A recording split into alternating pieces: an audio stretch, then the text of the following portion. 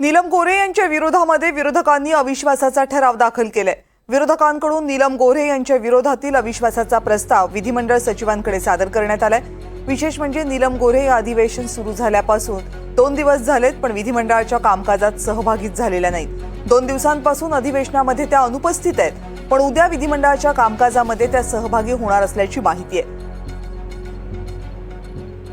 गोऱ्हेंचं निलंबन आधीच व्हायला पाहिजे होतं, उशीर झालाय अशी प्रतिक्रिया उद्धव ठाकरेंनी दिली आहे।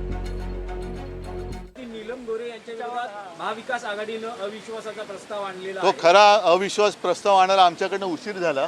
आत्तापर्यंत त्या निलंबितच व्हायला पाहिजे होत्या, कारण अविश्वास प्रस्ताव आणल्यानंतर त्याच्यावरती या अधिवेशनातच चर्चा आम्हाला अपेक्षित आहे।